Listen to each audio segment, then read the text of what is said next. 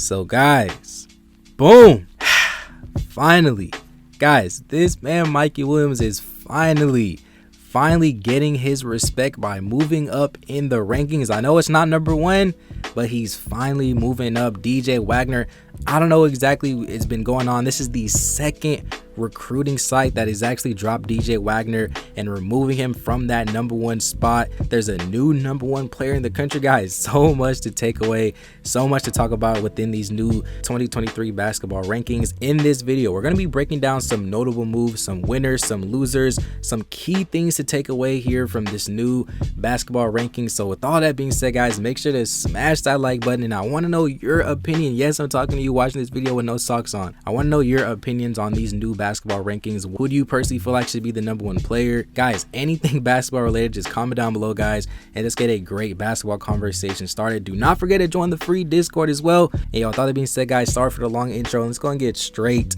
into this breakdown.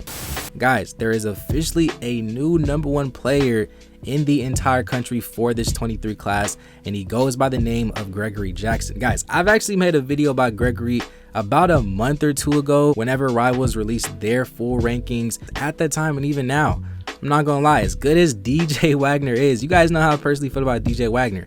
I'm honestly not mad that Gregory Jackson is the new #1 ranked player, solely on the fact that I can see the potential with the way that he can score the ball on all 3 levels of the floor. He's a tremendous rebounder. I know he's not even a center. I know he is 6'9", but the way that he can move without the ball, the way that he moves with the ball, the way that he can handle the ball, especially at his size, and also being that young and just being a flat out dominant player and helping Team CP3 along with his high school, Gregory Jackson, or GG Jackson, he essentially checks all the boxes for being a #1 player.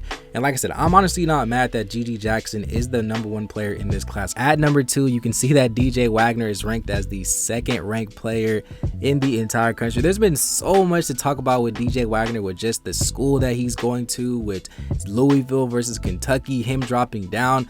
Like I said, I know the gap between the 1st ranked player and the 2nd ranked player, even really essentially the top 5 players, I personally feel like the gap is honestly not too far apart within all these players. So I'm honestly not mad that DJ Wagner is now the 2nd ranked player. I will say that I do personally feel like it is important to mention that DJ Wagner is leading the entire Nike EYBL circuit in scoring, with currently at the time of the recording of this video 21 points a game. And I personally feel like with the amount of great players that's in this EYBL circuit, and the fact that DJ Wagner is leading the entire circuit in scoring, and he's also led the New Jersey Scholars to have one of the best records throughout the entire circuit as well. Guys, I'm not gonna lie, I don't know how exactly you're going to drop a guy like DJ Wagner, considering everything that he's done and just considering the great high school season that he's had so far. But GG Jackson, he does have the potential. He checks all the boxes to be the #1 ranked player in the country. So I'm not mad that DJ Wagner is the 2nd ranked player, and I want to know your opinions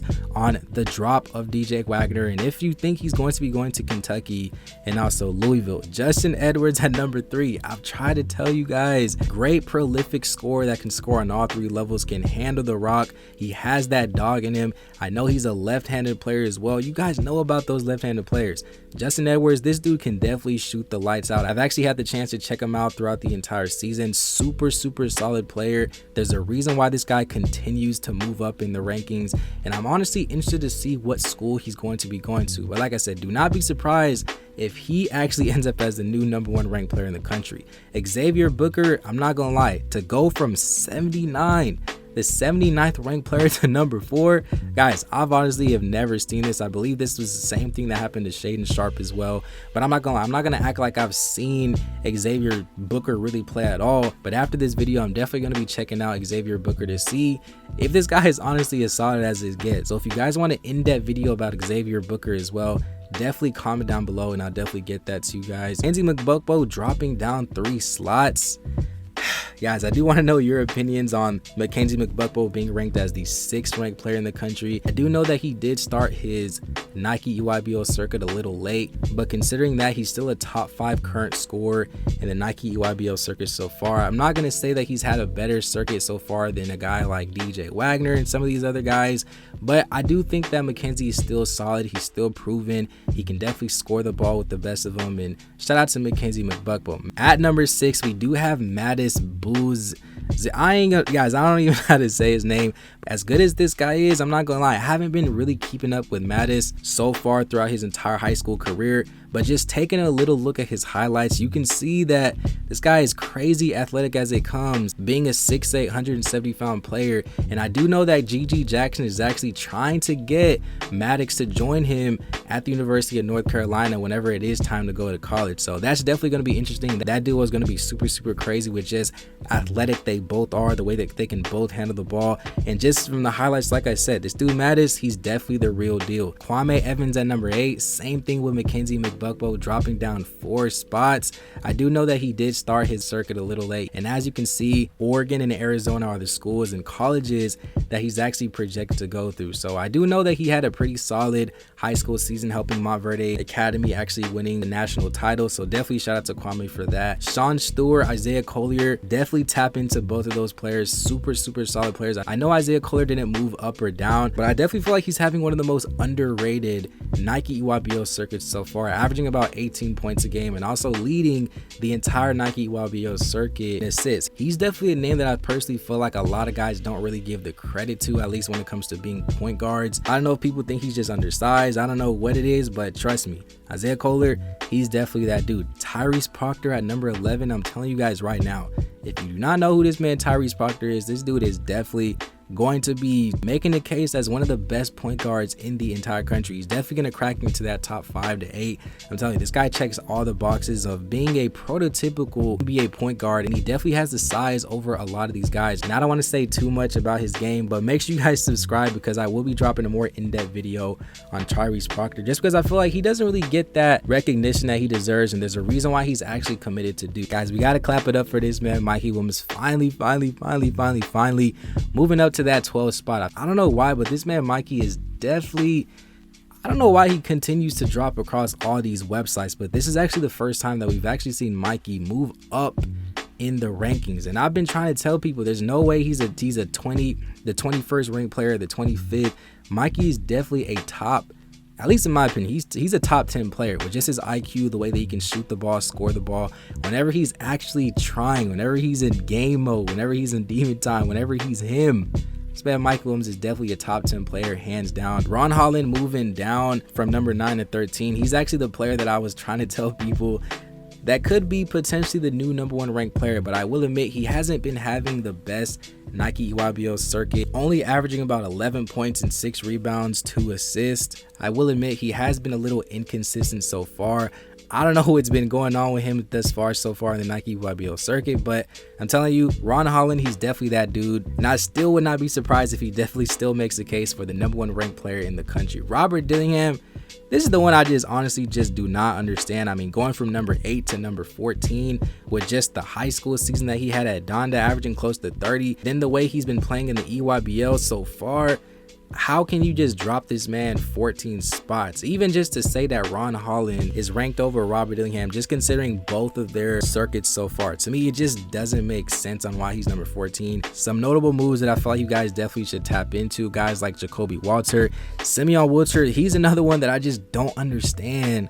How does he move down, considering just the high school season that he had, and the fact that in my personal opinion the high school season actually matters more than the Nike EYBL circuit? I mean, it's just 2 different levels. How does he move down from number 12 to number 20? To me, it just doesn't make sense. Shout out to Aaron Bradshaw, Dennis Evans. I'm not gonna lie, I don't even know who this guy is, but to go from number 76 to 22, from what I'm seeing right now, he's a 7'1" center, 210 pounds. Guys, I'm definitely gonna tap into him, see what he's like. I'll probably make a more in-depth video on him as well. Ugon Kinsley on, yes, I don't even know how to say this dude's name. Shout out to him. Also moving up from number 41 to 23. And we got to clap it up. Same thing with Andrei Stokovich. I believe he's actually Peja Stokovich's son. Him also moving up from 39 to 25. Definitely got to clap it up for him as well. He's had a solid AAU season as well. Shout out to guys like Jared McCain as well. Elijah Fisher, I do know that he actually just reclassified up to that 23 class, and he's also committed to go to Texas Tech as well. Not sure exactly why he actually reclassified. I may make a more in-depth video on if players should just stop reclassifying, because if you notice, a lot of these guys that reclassified tend to struggle on that next level. But hey, you know, I'm wishing the best for Elijah Fisher. He definitely has the tools and tangibles to definitely be successful on the next level, but that's just something that I'm honestly starting to notice. But shout out to Elijah Fisher. JJ Taylor, another guy that's been moving down. Shout out to guys like Aiden Holloway. I personally still think that he should be a little higher. Same thing with the guy like Jeremy Fears. London Johnson, he's actually moved down pretty low. Shout out to Isaiah Coleman, Justy Stromer, Marvel Allen, Bronny James at number 55, going from number 35 to 55. Not gonna lie, this one's definitely kind of interesting. I mean, I'm not gonna sit here and say that Bronny should be a top 30 player. I don't think he should be a top 20 player with just how he's actually played. Number 55, I'm honestly not mad, just because it honestly could be worse, just considering how some of the other players in the class under him has actually played better. I don't know about you guys, but I personally feel like number 55 is good. But like I said, I'm gonna always say this in every breakdown video. Based on potential, Bronny James has arguably one of the best in the entire class, and just the way that his IQ is, the way that he can pass the ball, very similar to LeBron, and just his overall play style. Shout out to Bronny James. I don't want to make this video too long. I think those are just the main players that you guys essentially kind of care about. Shout out to everybody else in that class. I definitely wasn't trying to make this video as long as it is. Shout out to a guy like Jamie Kaiser, going from 168 to the 78th ranked player in the country. Same thing with Jalen Curry, moving down from number 70 to 87. Like I said, I don't want to make this video too long. I do want to know your opinions on this entire new 2023 247 sports ranking. Comment down below your thoughts on this entire class. Make sure to smash that like button, subscribe to the channel, join the free Discord down below. And yeah, with all that being said, guys, thank you for watching, and it's been another episode of Juice Made TV. Peace.